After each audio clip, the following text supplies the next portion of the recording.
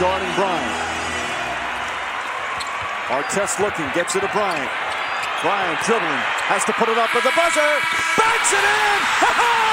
He banks in the three! And the Lakers win the game!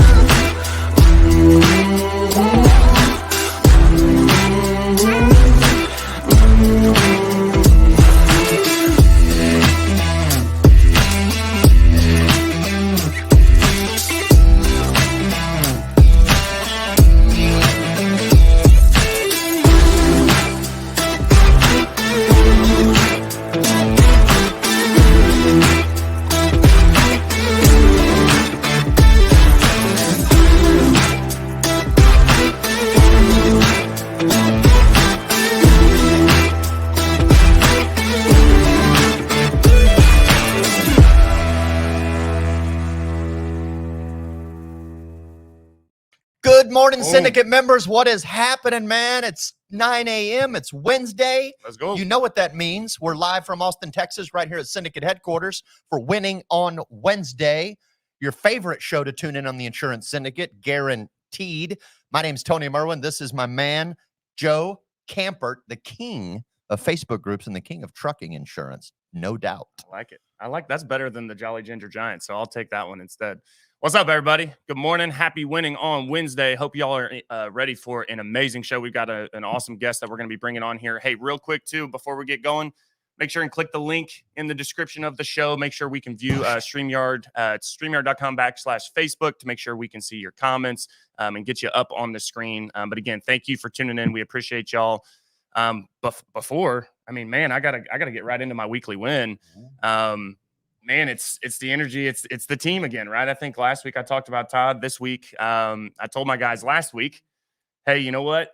I'm going to give you a whole freaking week, right? And so I've I think I have 2 more meetings for this week, but it's like I am being extremely intentional and working with them and just, again, kind of just being there, being super present. A lot of you guys know what I do. I do a lot of things outside of just running this, almost 8,000 member Facebook group. I do a lot. And so I just told myself, hey, as long as you're willing to be coachable and listen, right, then let's do it. I'll give you a whole freaking week. And I told them even right now, don't even watch this because it's super high activity. They're hitting the phones. I mean, dude, we've quoted just on our first day on the phones, we quoted probably close to 200,000 in premium from a 2-hour dial session. Wow. And then we just did it again pretty much damn near yesterday where we are just freaking firing. So that's a lot of money. Again, anybody that knows the trucking space knows those premiums are typically higher. So we're not going to close all that. But the reason we're quoting that much is so that we can close what we need to do based off our average closing ratio. So absolutely, man. You guys have been on fire. It's been an amazing week. And it's a big testament to kind of what you and I started in January at the beginning of the year when we said, hey, we need to lift up the culture. We need to make some changes. We need to put some processes, some concepts, some culture in place. We created our 8 steps, put that out there. And then we've been holding regular meetings with our crew to get everybody on the same page, get everybody lifted up. And it definitely shows. Like I'm seeing production on our end higher. I'm seeing what you guys are doing. I saw your notes that you did. I assume that was for your Friday morning meeting because I wasn't here Friday. Yeah. Outstanding. Number one, your level of note taking is ridiculous. Like I saw it and I was looking, I was like, surely he took a photo of that. Oh, no. Yeah. No, but it was just absolutely so gorgeously laid out. I'm like, how do you possibly take notes like that while you're consuming the content? But it was very good. And I actually saved it and was going through it myself. So good stuff. So it doesn't surprise me that your team is on fire right now. Well, same for your team too, though, man. I mean, but what's your weekly win? Weekly win is focusing on agent onboarding. I really believe that agent onboarding is a huge aspect to your business in any capacity, and I think it's something that a lot of agencies, and right, because when you think about it, we're all small businesses for the most part. They lack a good structure or process when it comes to onboarding a new agent. And I'm talking about and this doesn't necessarily matter if they're a veteran or a brand new agent, but it's especially important for the super green guys that are brand new to the business, like just getting a license, they're just getting going, looking for opportunity. What is your agent onboarding process? What is the training process? So I have been building that out for our new agents that we're bringing in, because we are bringing in some very green agents that just got their license. Yep. And super happy about it. Like, the process is laid out. We have, and some of this I got from the E-Myth Revisited, as I've been reading that book from Michael Gerber again. But like, we created a position contract for every position that we have in our office, and certainly for the sales agent. It goes over their exact responsibilities. They have to sign it. They know exactly what their responsibilities are and what's expected of them. There's never any confusion there. And then you have basically a full onboarding checklist with timelines of everything you got to do. And they can basically just go through there and go, yep, got those items done. Yep, got those items done. So got all of that packaged up, and actually had my first interview for an employed agent. So this will be an LOA agent that's actually working with us remotely, but as an LOA and an employee. So they'll get a salary plus commissions. Let's go. Normally, I've focused on 1099 agents and external distribution for guys that kind of run their own deal, and I'm there to support them and help them grow. But this is my first time actually onboarding a true employed agent. I feel like I nailed it. I feel like I came up with my package the right way. I feel like it was presented well. I feel like my offer was received well, and just waiting for the start date to happen. That's a win, baby. That's a huge win. Come on, man. I love it, dude. Well, guys, go ahead, share your weekly wins in the comments. We want to celebrate with you. Yes, if you guys can see this, I don't know if you guys can actually see it. You might be able to. My daughter, that's not one of my weekly wins, is that my fingernails are still painted, but I haven't taken it off or anything, right? I'm leaving it because every time I come home from work, Laura's like, Dada, let me see your nails. It's like, so they're slowly but surely getting there. But yes, my nails are painted from my daughter. But without further ado, y'all, we've got an amazing guest to bring on. He's somebody that I've somewhat recently gotten to know, but have known him actually, I guess, man, probably almost 2 years now. You guys have heard me talk about it. I met him through the softball community and really got to kind of just understand his passion and what he's trying to do and how he's trying to empower others. And that's so a main reason that we're bringing him on. But everybody give a nice warm welcome to my man, Mr. Dan Brodsky. What's going on, brother? Hey, Joe. Thanks so much for having me. Glad to be here. Yeah, buddy, man. Thank you for being here, brother. Yeah, we're glad to have you, man. Thanks for tuning in and jumping on with us. You're not an insurance agent. You're not from the insurance world, so to speak. So if you don't mind, just do us a kind of a 10,000-foot overview. Let our group members kind of know who you are and what you're about. Yeah. So I live in Austin, Texas. Like Joe mentioned, I met him through the softball community. So I'm a washed up baseball player at heart. That'll probably never change. But I've been in Austin for about 6 years. I work in the corporate world for the most part. I'm a corporate trainer. So some folks out there might have heard of learning and development before. It's an HR function. Tony, you were just talking about how, you need to train a lot of green new agents that you have as part of your team. Part of what I do in the corporate setting or otherwise is train people to do their jobs, more efficiently, more effectively. I teach soft skills. Depending on the industry, people in my world can teach technical skills as well. And yeah, outside of work, I have a podcast as well. It's called Career Focus. So it's very in line with what I do on a full-time basis. It's very aligned with, I'm sure, what we're going to talk a little bit about today. But outside of that, just 30,000-foot view of who I am. I'm real active. Like I said, I play softball, I golf, play pickleball, go to the gym. And one of my creative ways of expressing myself outside of the podcast is I like to cook. So that's kind of a fun fact about me. There you go. And that's kind of who I am. What's your favorite? Yeah, I was gonna say, what's your favorite thing to cook? Growing up, my mom made a lot of Italian food. And so for me, I think one of the most fun things that I like to cook is pasta, which I know is not hard. But I think because it's not hard, there's a million ways to make it, right? So Yeah. it's fun to just make pasta. It's fun to I make a really good lasagna. I don't know. I make all kinds of stuff that's maybe a little bit more challenging than that, but those are definitely that's comfort food for me. So it's the most fun to cook. Yeah, I'm a manicotti guy. Oh yeah, a mean manicotti. Well, we'll have to exchange some recipes, Tony. Good. Yeah. the recipe exchange. We'll Yeah, just start a absolutely. show on that. Actually, Yeah. Let's start another podcast. yeah. Absolutely. There's not enough food out there already.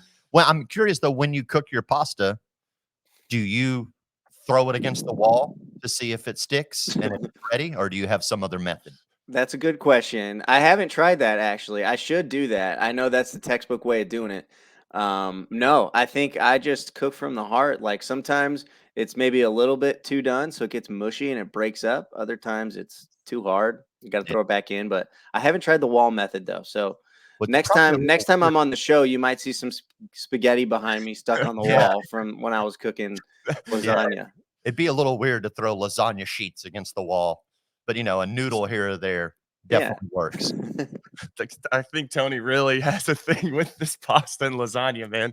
You triggered him, Dan. Absolutely. Hey, I'm Absolutely. into it. I'm into it. Eater too. I love Italian food. Well, so take us back, Dan. So obviously, you operate and really thrive in the corporate realm, and I think you help others do that. What led you there? Actually, I told you I was probably going to ask this. What was your first job? And take us through like who is Dan before he even kind of got into, was it school that and the degree that kind of took you to the corporate side of things? Like take us back. What was it? Start with what your first job was. Yeah, my first job was actually working in collegiate athletics. So Okay. I said I'm a washed up baseball player. I played baseball in college and was a sports management major.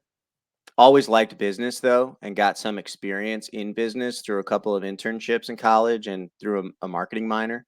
Mhm. And so I was kind of bridging the gap between higher ed and sports and business. I was in a sales and marketing position for a Division II athletics department at a school in St. Louis, which is my hometown. And that was my first job. So I was really like, I know you guys are sports guys, and a lot of people out there probably are sports people too. If you go to any type of sporting event, let's say it's a basketball game, you're going to see there's a logo probably along the baseline of a corporate sponsor. You guys obviously are sponsored by Viva. Um, so any signage that you see that's an advertisement at a sporting event or on the radio or on the streaming service we use, I would sell and I would create marketing packages and sponsorship packages Sure. to help promote those businesses. So that was a little bit of how I got like full-time corporate experience, but I think I got into it mainly because my parents are corporate people. My dad has a background in finance and accounting, and he's gonna actually graduate. He's gonna retire in just a couple months. So super pumped for him to stop working. And my mom retired a couple years ago. She has a background in marketing. So between the two of them, they were kind of two corporate career coaches that I had organically at home. And I think part of it, conditioned me to think that corporate is the way to go. Corporate is the most reliable. And in a lot of ways, that's true. But also, it got me interested in it. It's, we would talk about business a little bit at work, or they would talk about their days at work when we were sitting around the dinner table. And I just, obviously, a lot of it was over my head when I was a kid. But generally speaking, I gathered an interest in it. And my twin sister, there's just the two of us. She's a nurse practitioner because a lot of that stuff she was not into. So it was really easily like cut and dry. I understood the corporate world is something I'm not afraid of. Business I enjoy, and I'm sure maybe we'll talk a little bit more about how I got to where I am now in the L&D space. But that's what got me. My love of sports and exposure to business as a kid led to my first job in collegiate athletics. Oh, it's funny, man. You said my parent.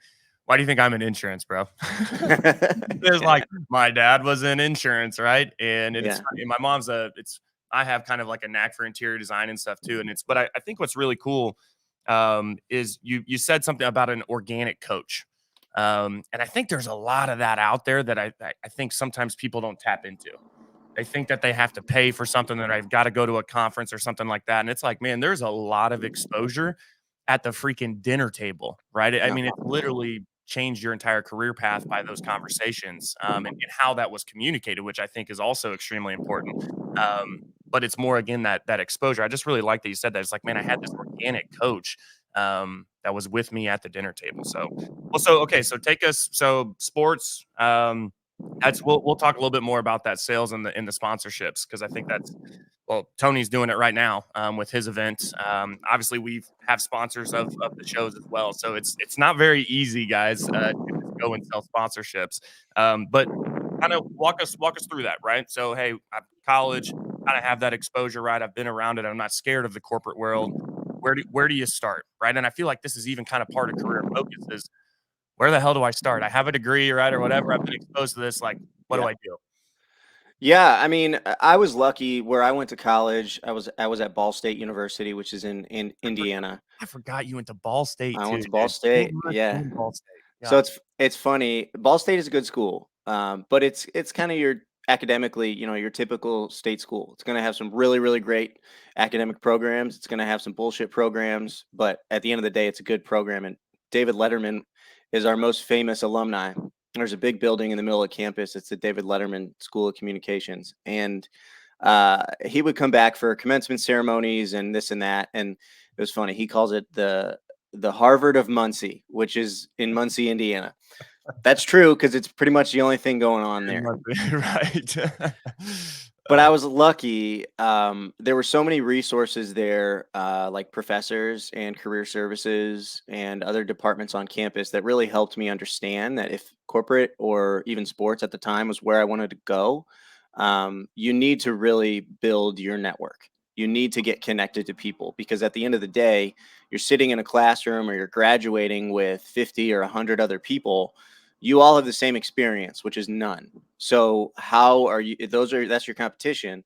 How are you going to, compete against them successfully? And so your network is the best way to do it. So for you all, for any people that might be listening, if you're in insurance, for example, and you're super green and you're just getting started, obviously there's technical aspects to the insurance world that you got to have an understanding of. You may have to get certified. You may have to truly understand the insurance world and the insurance business. But at the end of the day, if you don't know where to start, well, you might as well talk to somebody that knows a little bit about that world that you're interested in, right? So get an understanding from them about the things that you don't know. It's talking to people. It's building communication skills. You got to have interpersonal skills. You got to have customer service skills. You got to have problem solving skills. And it's okay if you don't have all those things, but if you don't have anyone there to kind of help you understand what you need to have, then it can be difficult for you to really shine. So I think, in a nutshell, the best way to get started in anything, whether it's the corporate world or it's insurance or anything else, is try and talk to people and get an understanding of what you don't know so that you can start moving forward with building skills that make you marketable. Why do you think that's so difficult for people? Like seeking out the information. Like, it's all out there, but people Yeah. don't seek it out. Why do you think that? Why is that so challenging? Well, I think now there's so many ways to learn information. So like for example, this is a podcast, right? You can listen to it passively. We talked about organic coaching a little bit already. You can just listen to a podcast and not have to talk to anyone and learn, which is great.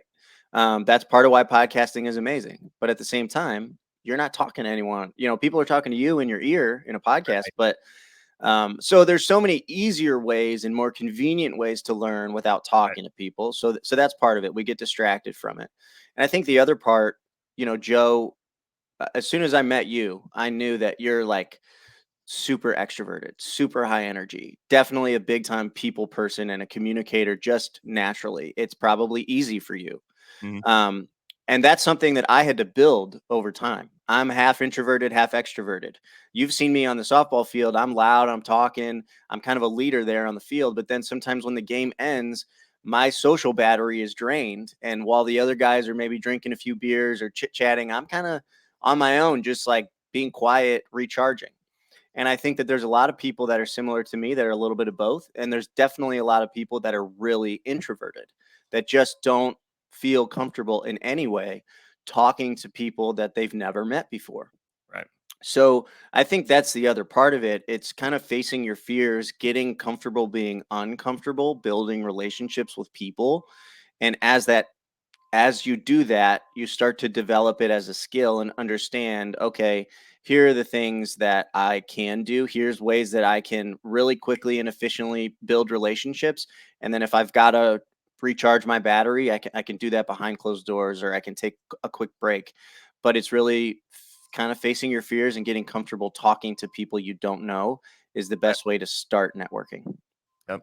You had mentioned the term soft skills Mhm. earlier. Yeah. And I'm kind of dumb. I have no idea what that means. Yeah, so soft skills essentially are the intangible traits to communication. So you think about emotional intelligence, understanding some of the underlying factors or contributors to how someone is acting or how they're speaking, and understanding how you can respond to it in a way that works, right? So, for example, I'll have to come up with something here, but let's say you're talking to your boss, or Tony, you were talking about training, right? Mm-hmm. Let's say that you are trying to get through a training relatively quickly. You're really busy, and you're going to lay the groundwork at the start of the training of, hey guys, I don't have a ton of time to answer a lot of questions today. I'm very busy. So if you're in that training cohort, you have to be emotionally intelligent enough to try and think critically to maybe answer some of your own questions or ask questions of your peers before you go to Tony and ask questions, because you already mentioned that he's kind of busy today. Now, that's not the best example probably, because training should not happen super quickly. You have to devote time to people that are learning to help your business, but it's understanding the things you can't see, you can't hear. It's reading body language, it's reading tone of voice. And then also it's you communicating in an emotionally intelligent way. So last night I was at a workshop, and it was about assertive communication. And so it was very much about emotional intelligence and in implementing soft skills into the way that you talk. Joe, I can go to you and try and get information from you or share with you how I'm feeling about something, and it might be aggressive because I wasn't understanding how I needed to deliver it to you in the right way that was effective. So it's understanding differences in how you communicate information too. So if you think about, I'll stop talking in just a moment. Um, if you think about, the best coaches, the best leaders, sometimes the best presidents or political leaders, and that's another topic I'm sure we could spend a lot of time on. Um, but you think about these public figures that have had books or movies or documentaries written about them that everybody knows. Coach K is a good example. He showcased really good soft skills throughout his entire career that helped people around him really thrive, in Right. addition to him, of course. And he couldn't have done it, I guarantee it, without implementing and understanding soft skills versus basketball and hard skills. Right. What do you think are some of the toughest soft skills? I mean, because this is something that you teach. So in like a corporate environment where you have maybe 1,000 people working for a company, like what are some of the soft skills that you're having to really impart on these folks that you feel like maybe is more challenging? Yeah, I think the toughest one, at least in the corporate world, is for middle managers, understanding how to manage up and manage down Mm. Mm. and Yeah. communicate. I think like transparent communication. So right now across industries, there's so much change that happens extremely quickly. Um, and it's difficult to be transparent without showing all of your cards. So I think for people that manage other people or that are leaders, it's trying to keep folks engaged, trying to communicate in a positive way when the things that they have to share are not always super positive. I think you want to be transparent where you can. I think for people that are a little bit more green or maybe have a lot to learn or are new to something, it's confidence. There's so many people out there that know more than you, and that's okay. That's actually a good thing, because that should, inspire you to try and learn more. It should challenge you to grow and develop and learn. But because of all of that, it's really easy to say, "Oh, I don't want to raise my hand and ask this question because it's going to sound stupid. I don't want to take initiative here because I'm probably just not going to do it right." Obviously there's a right time and a right place and a right way to do things, Right. but at the end of the day, you have to be confident in yourself. More than likely, you got to where you are, regardless of where you are, what industry, what role, how long you've been there. You probably got there because you showcased skills that made someone confident in you. So Right. I think you have to remind yourself of the positive reasons why you belong where you are and why you should be confident in ways that you succeed. Is that kind of the basis for teaching confidence, so to speak?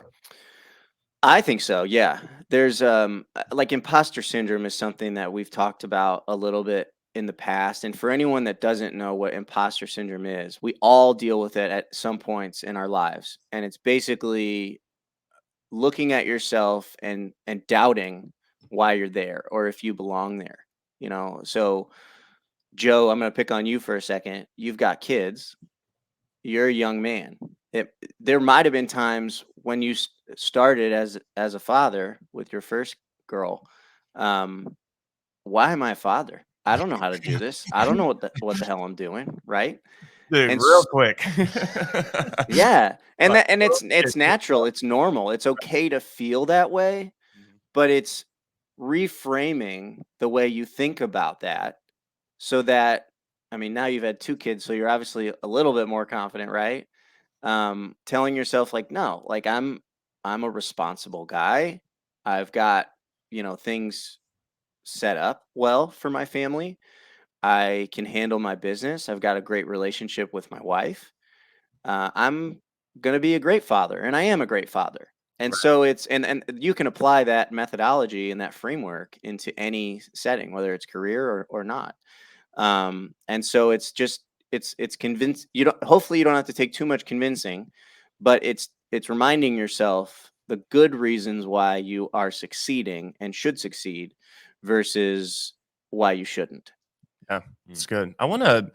I kind of want to go back to, so you said, I'm 50-50, right? Like you're an introvert and you're an extrovert, but you had to work and you still need to, or still have to work to keep that social battery going, right? On the Mhm. extrovert side of things. I think being an extrovert, 100% in our industry, you need to have that. I'm not saying you need to be like all out there like I am. I'm pretty high energy and I'm out there. And again, because it comes easier to me, I have the confidence piece in that. But you have to have some type of extroversion, if that's correct. In my opinion, in order to have success in insurance, we're in a relationship and a people business, right? On the agent side as well as the client side. So what I want you to kind of break down, and I know there's probably people listening that struggle with this, is how did you make yourself an extrovert? How did you like what did you do, right? What were the, I guess, things you implemented? Was it a book? Was it a podcast maybe that you heard? Was it repetitions of doing something? Was it talking to yourself in a mirror? Like, what was it that really helped you kind of bridge the gap there to where it's like, hey, Mhm. I need to have this piece? Mhm. Mhm. Well, I think, I'm a little bit lucky. Like you said, I'm 50-50. So I can tap into the extroverted sides when I need to and get strategic with how I manage that energy. I think for anyone that maybe doesn't feel like they have enough energy to give naturally to that extroverted side, you have to tough it out a little bit. If you're in a sales role or you're in a problem solving role where you're working with clients or customers to try and deliver solutions to them, you have to think about it from their side. So, for example, if you're talking to a customer and you're just not into talking to anybody right now, well, it's your job to do it, right? So, you have to think empathetically, why is this person talking to me in the first place? And what do they need from me? And that should fuel you to communicate, and that should fuel you to tap into some extroversion, and some of those people skills that are necessary for what you do. If you do it long enough, then it should come a little bit natural to you, right? But I mean, Joe, you're a leader. If someone's not able to do it long enough, that's okay, but maybe that world is not best for them. And it's tough to face the music there. But I think thinking empathetically, tapping into those soft skills like we talked about, and emotional intelligence and why someone is communicating with you in the first place, hopefully will fuel you to be extroverted when necessary. Goes back to your word of confidence, right? And I think that leads to confidence in the product, right? Or just even again, what are you selling? Remove insurance. Insurance is extremely important. Obviously I'm more on the property and casualty side, which is crazy important. And then he's on the, I mean, life and Medicare side of things, right? When you're dealing with like seniors' livelihoods, right? Like stuff that they've been saving and paying taxes. I should stop talking because I don't actually know what I'm talking about when it comes to Medicare, but you get my point, right? It's like, hey, if you're really confident in the product and what the product can freaking do, right, then you should be able to tap into that extrovert side of things. So take us to first corporate job.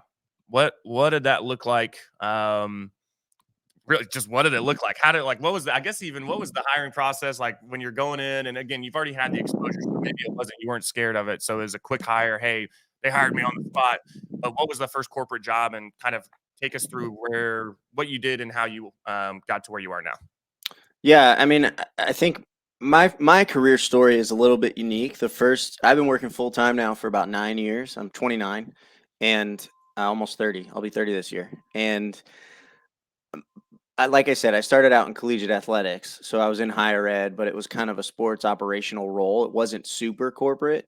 But then I moved into working at the business school at UT Austin.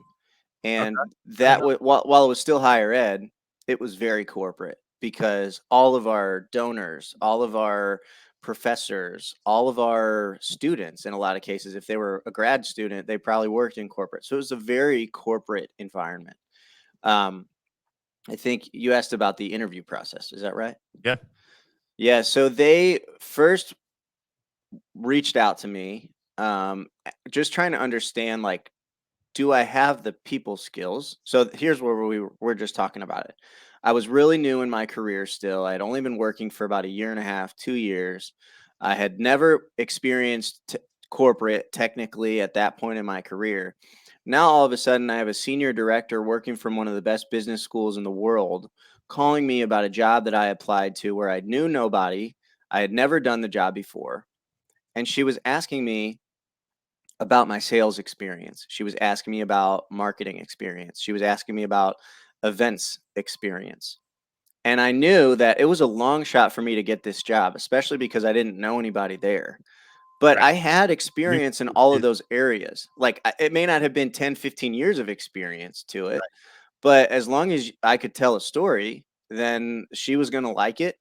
And that was going to help me. So that helped me get through the initial stages. She wanted to see, could I just generally speaking, communicate in a good way, because that ultimately was what the job was going to be. I was in kind of it was called employer relations outreach coordinator. So I was facing employers, I was facing companies that would partner with the business school, mostly through hiring.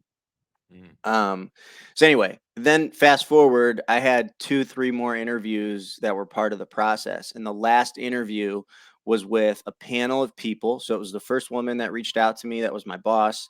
It was a couple of professors. And then I think it was like a dean, an associate dean, which is kind of like a vice president in the corporate world. And I had to deliver this presentation to a hypothetical company. And so that's where I really did a lot of research about what is happening at this business school. So if you compare it to like a company, what's happening with this company? What are the news articles being written up? Who are the people and the drivers that are making things move and shake for the school? What do they care about ultimately? So they want to see a presentation that matches the things that keep them motivated and that they are measured against with their job. So that was like the macro strategy I had with it. And then with the presentation, it's tapping into the storytelling and the speaking skills that I had, showcasing that I did research and I had a general understanding of some of the things they wanted. And then it goes back to that, empathetic communication, trying to understand what do your customers want. So in this scenario, I was to deliver a presentation to a potential employer, a company that was going to partner with the school. So I chose like a random company in Austin, Texas, that I think actually was a partner with the school. And I did all the research that I could, trying to understand on LinkedIn, like, who are the people that work there and what do they care about? What are the news pieces being written up about this company?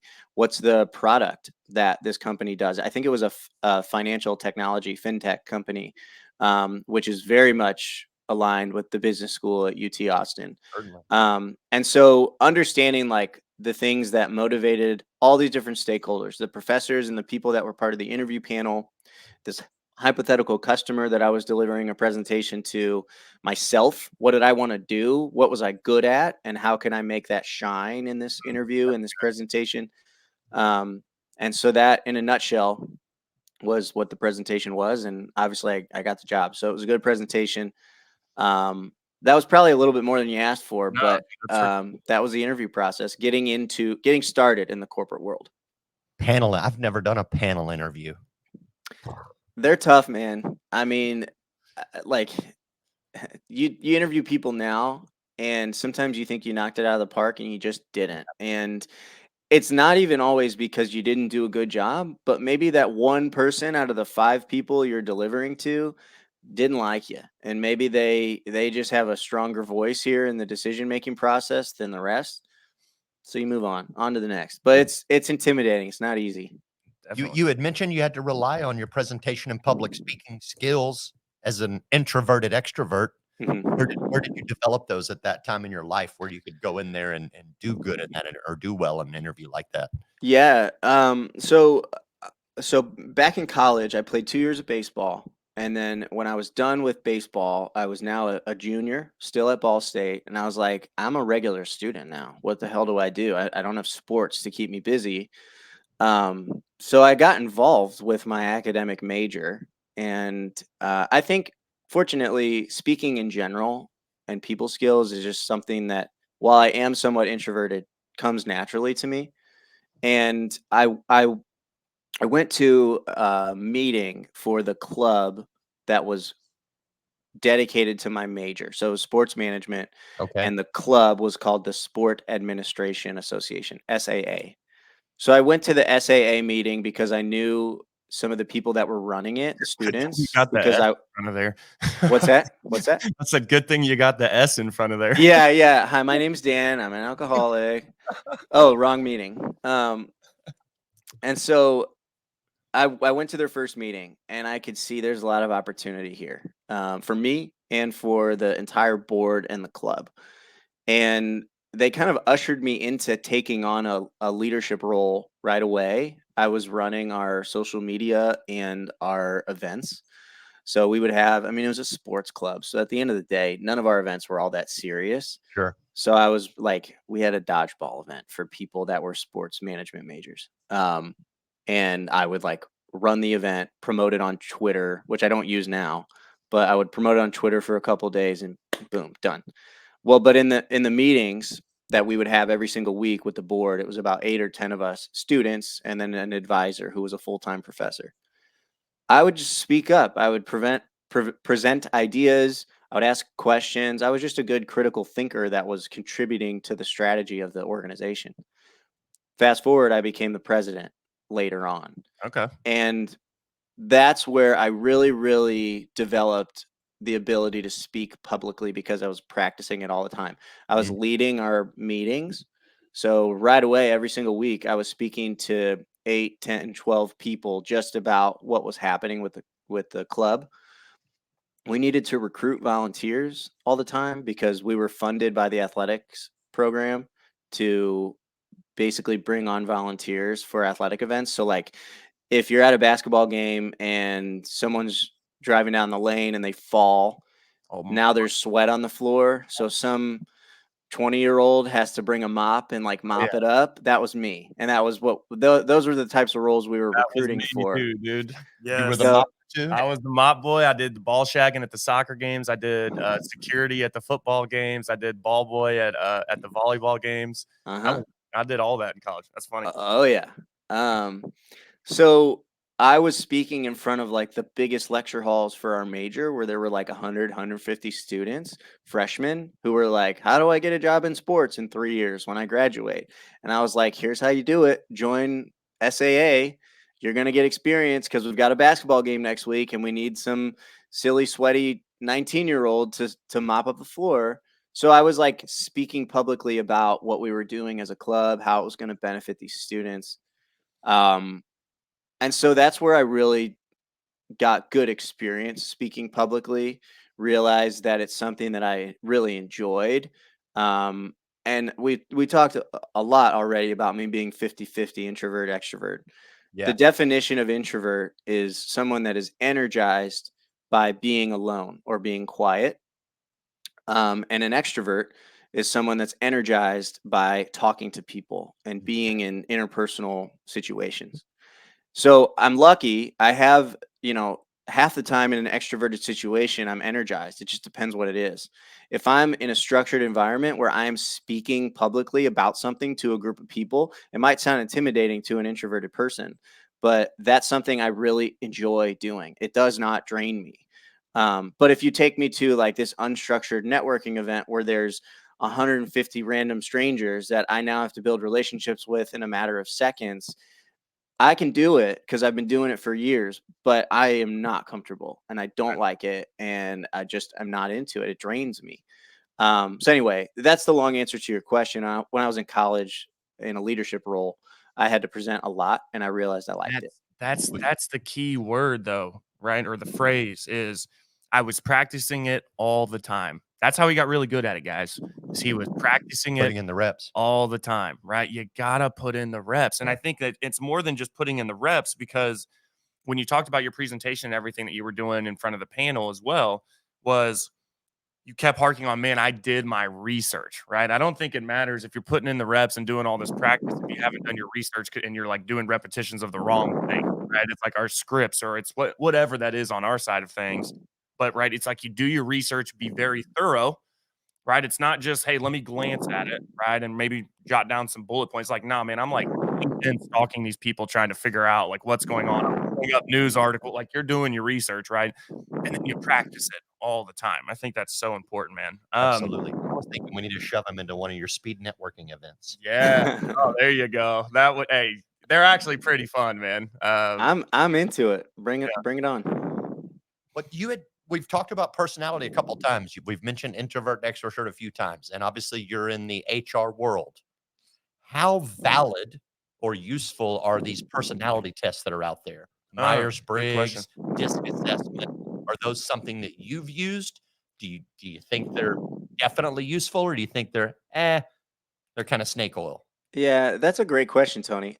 I think they are valuable. That's the easy answer because it helps you understand things that maybe you never thought of about yourself. I mean, they're designed by scientists and Mhm. psychologists, and those are the experts that understand a lot about the brain that the three of us don't know. Um, I think the downside to them is that, generally speaking, it puts you into a box. And it makes a lot of people believe that this is who I am and this is what defines me. This is what I'm good at. This is what I'm not good at. We're all different. We're all unique. And regardless of what an assessment tells you, you're probably going to sway outside of it in some ways. Right. So I think they're valid at the start to help you understand and gain some aha moments about yourself. But I would not recommend that folks use that as like a guideline to their own way of communicating and interacting with people or thinking about things. Now, if I understand you're talking from the perspective of the person taking the test and Yes. using it as a judgment for themselves. Flip that, what about the hiring personnel, right? So he's giving someone a DISC assessment or a Yeah. Myers-Briggs or whatever it is, and then he's using that information to decide whether or Yeah. not that person would be Right. good for sales or whether or not Yeah. that person should be in accounting or whatever department it might be. Hmm. I'm kind of looking at it from that perspective a little bit more. Like, what is that something you've used in your corporate environment to help in the hiring process? That's actually a great question, and the answer is yes. I didn't make the decision to why we used it, but the previous employer I was at, we were owned by a private equity firm, and we all of that company's portfolio companies were expected to use this assessment, especially for sales and customer facing roles. If someone interviews really well and they sell themselves well, that's great. But if they got a D plus on the customer, traits that we need, well, that tells us that they're not probably going to implement sustainable people skills that Mm. we need here. So I think there's some validity there based on my experience, but I do think sometimes, to be honest, it was bullshit when we had a phenomenal person that had, I mean, this is just one example, but if we had someone that had 15 years of proven sales experience, they interview really well, they understand our customers, and we think they can do the job, and now we can't hire them because some silly test says that Right. they're not going to work. Like, what are we doing here? This is a waste of everyone's time now because we've interviewed a really great person that a recruiter sourced strategically. Um, so I think, use them as an extent. Right. what's that? Use it to an extent, right? Like, Yeah, Yeah, yeah, be the yeah, all judge of whether or not you're hiring or firing. definitely.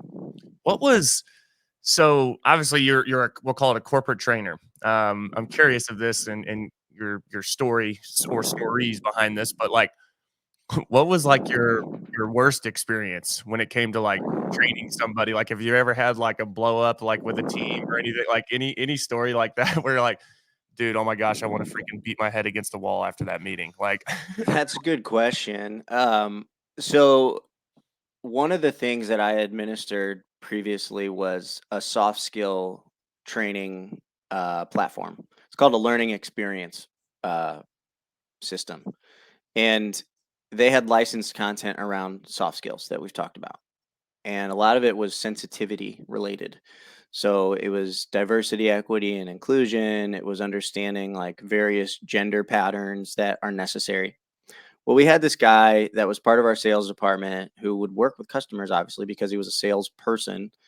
And he had got written up internally multiple times by various levels of management that he was showcasing some like bigotry, essentially.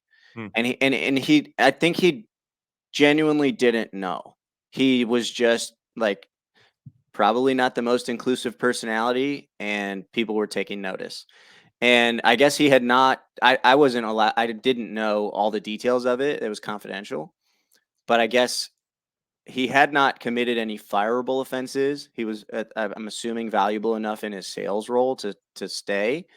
But he was then required to be a learner as part of this licensed sensitivity training that I was administering. And so, again, I don't know the details to why he was brought into that in the first place, but I had to meet with him one on one and just assume that he didn't know these things. That was how I was trained to be the trainer here. We've got a guy that's committed some offenses. We don't want to let him go. So we're going to provide training to him so that he understands some of the it's called unconscious bias, some of the things that he was doing that he just wasn't aware of. And when I was meeting with him and training him on how to use the platform, the specific learning content he was supposed to to take in a certain amount of time, he was super resistant.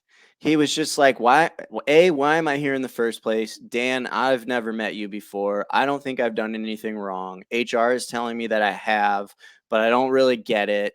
And now you're giving me this training on something that I just feel like I don't need.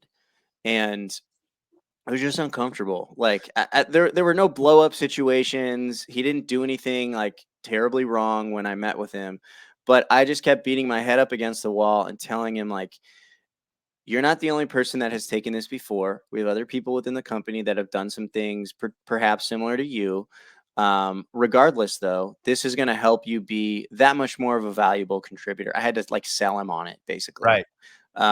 This is really great content that's proven to help employees just like you grow and develop and understand things that are going to help you. And it's my job to be a supporter of yours as you're going through this experience. And so I was able to kind of get him to just like give in and take it. He was still like over time a little bit resistant. Like he didn't exactly meet all the deadlines that we had for him to get through that pathway, but eventually he did and he finished it. So I had to kind of hold his hand along the way and give him like a kick in the ass, like, hey, Yeah. finish your training, do this course. that's You what I know, said. I said, Yeah. you want to keep your job, you'll do this. Yeah, yeah. struggle because I'd have been like, look, man, you're kind of an asshole. Yeah, and that's the downside of the corporate world. You can't call someone an asshole you because can't. now I have to go through sensitivity training. right. Right. That's funny, man. Well, Absolutely. Well, spend the last few minutes here. I just want to put a little time into career focus and just kind of the intention behind starting the podcast and what the podcast is, and then ultimately where people can find that. But I just want to spend a little time there as well. Yeah, so the podcast is called Career Focus. I launched my first episodes in summer of 2023. So it's a little bit new, but the goal of the show is to talk a lot about a lot of the things we've discussed just in the last 45 minutes. So it's a lot of soft skill training. It's understanding the corporate world. It's understanding how to interview, how to build your resume. And it's helping other people tell a story about their career and how they implemented various career skills to get them where they are today. I wrapped up season 1 at the end of the fall last year, took a break for the holidays, and now I'm starting to push content out again. I'm having a little bit of a different focus right now compared to what I did in the summer and fall of 23. I unfortunately got laid off from my corporate job about a month ago. Again, a downside to corporate is sometimes things happen totally outside of your control.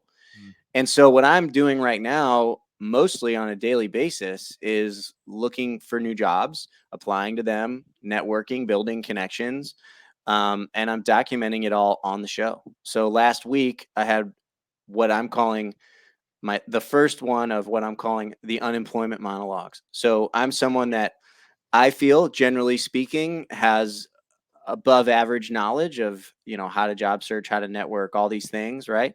And so the goal of the show in general is to help people understand things about career, things about themselves pertaining to career.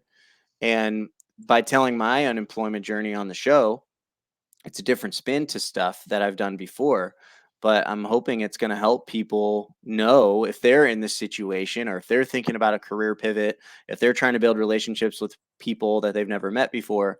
Listen to the show and I can help address some of that stuff. So I'm talking about, like, last week's episode was basically how did I get terminated? What did that meeting look like? And what were my initial feelings of it? So like I was surprised, I was disappointed, I was angry, all these things, right? And then now this week's episode that I'll probably launch this Friday on February 23rd is, what does fun employment look like for me? I have all this time. Obviously, I'm networking and doing all the things I just mentioned, but I'm golfing, I'm playing pickleball, I'm playing softball, I'm going to the gym, I'm cooking more. We just hosted my mother-in-law at our house. So like I have more time with family. So there's, good pieces to it too. What are the things outside of just the stuffy career stuff that are keeping me busy? So anyway, that's in a nutshell kind of what the show is and what's happening right now with it. Fun employment. I like that. Slightly off topic, and you're probably a little too young for this, but by chance, are you a Seinfeld fan or at least familiar with the show? I'm generally familiar with it. I know there's so many seasons of it. I've probably seen like 9 2 of 'em. dozen episodes or so. Yeah. All right, cool. I would think that I know that there are a ton of phenomenal bits in all of the Seinfeld episodes regarding George, one of the main characters, dealing with unemployment or trying to find a job Mhm. or quitting his job, lacking soft skills. All of this in there. I would think you could probably snag some clips out of there and Some have good some content. fun and get some content of like, where is George going wrong here and what can you do to not be George, That's a great idea. the unemployed guy that lives with his parents? Yeah, that's a great idea. I've been thinking about, like, so I do all the editing and producing of the show. I use a tool called Descript. And so I've been wanting to like incorporate some B-roll and effects and Yeah, videos and stuff outside of just me talking. So that's a really great idea, Tony. yeah. Costanza's phenomenal. I mean, there's so many episodes where he is talking about getting a job, losing a job, quitting his job, etc. So I think you'd have some Descript? fun with that. What's Descript? Descript. It is a audio and video editing tool. I believe it's what a lot of, what's that, Tony? DE script or just It's one word. It's DESCRIPT. It's a really cool tool. So basically what makes it unique is, so you and we've been talking for an hour. I can save the file. I use Riverside, which is very similar to StreamYard, and export that file, upload it into Descript, and Descript will automatically transcribe it. Yeah, There's other tools that I use transcribe it. Same concept. So what I can do is if I talk about ABCD and then I look at the transcription and I'm like, I want to actually do BACD. I can highlight, move it around, add different effects. And there's transcription, there's audio, and there's video. And you can add, they've got a huge library of images, sound effects, music, all this stuff. So I use Descript. I like it. I like it. I want to, as we're getting close to wrap it up, I do want to circle back to kind of the very beginning of the show when we kind of let in, even before we brought you on, we were talking about agent onboarding, right? And that's a big thing that I've been focusing on, is really thoroughly developing our agent onboarding process, right? Mm-hmm. What they can expect, how they're going to get trained, et cetera, et cetera, et cetera. I'm kind of curious, what are some of the things that the corporate world, right? 1,000 employees, big companies, what are some of the things that you feel like they absolutely get right when it comes to new employee onboarding that a small business owner, right, that in the insurance world needs to be paying attention to or could learn from? Well, I'm not going to say that everybody's doing it right, but I think what is a good practice is making new people, new employees, new agents, folks that are being onboarded feel valuable before they've even started work. So, for example, like I have always played a big role in onboarding, and Tony, this is what you're doing now. Welcoming them, congratulating them, making them feel like they earned where they are right now before they've even started working, and showcase their impact. Like make them feel special right away, because they are. If you hire them, they should be special anyway. Right. That's a good way to incorporate positivity and strong culture building right away and empower them to like take initiative, ask questions. It's natural for people, regardless of their personality, to have their walls kind of built up coming in. They're nervous, they're uncomfortable, they're new, they don't know people. So if you can make them feel special right away, it brings it down a little bit. And then I would also say it's always good to feel like you're part of a community and you're connected when you start. So also what's good practice in my experience is making people get to know one another right away, because a lot of times, like my girlfriend is a great example. One of her best friends she met 6 years ago when she moved here to Austin. She didn't really know anyone. She was starting a brand new job, and one of her best friends today is someone that was part of her onboarding cohort at that company, because she like was forced to ask her a couple icebreakers and like get to know her a little bit. Right. And I have a couple of friends like that too. So I think like making them feel special and then helping them get to know one another so that they don't feel like they're alone is good practice. Right. That inclusion. And I think it's so important with your culture, especially when you already have an established culture, right? Because I think you bring somebody in and you don't do a good job of bringing them into that, and that can almost be more detrimental to your culture because it's not a part of it, right? They're not in sync. They're not in synergy, right, with the office and what you got going. Love it, dude. This has been amazing. Real quick, for anybody that wants to be able to reach out or where they can go watch your podcast or anything like that, just go ahead and drop that for them. Hey, somebody's interested in talking to Dan, because they've got a team of 1,000 people that they may need some support with. You can definitely hit him up. I'm sure he would entertain the conversation. But how can they reach out, man? How can they follow you? Yeah, absolutely. I mean, LinkedIn is where I'm at every single day. My name is Dan, Dan Brodsky, Brodsky. I've got a YouTube page. That's where I post all my content for the podcast. It's at Dan Brodsky and then the number 7. And then I've got the Career Focus Show on Spotify. It's on Apple Podcasts. Folks can email me. I mean, I'm kind of all over. I'm on Instagram too. It's called, I think my handle is Career Focus Pod. POD. So, I mean, that in a nutshell, that's where folks can find me. LinkedIn. LinkedIn. Well, man, thank you so much for stopping by and hanging out with us today. We do appreciate it. Absolutely. And as always, thank you guys for tuning in. And as always, these videos will live in the group. You can always go back and just rewatch them right there live in our Facebook group. Just go to I believe it is still under it's under the media tab now, and then you'll find videos and you can look them up. But we even made it easier for you. We have a YouTube channel. All this stuff gets pushed to YouTube. You can subscribe.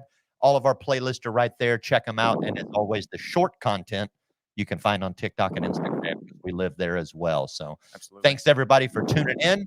And if you're out there, if you're a corporate person and you got 1,000 employees and you're looking for a good corporate trainer, Dan Brodsky's the man. Give him a call. Reach out to him. Let's get him on your team. So thanks for tuning in. Appreciate That's y'all. it for Winning on Wednesday, and we'll see you next week. Week of the week. Keep going. Appreciate you, Dan. Have a good one, y'all. Later.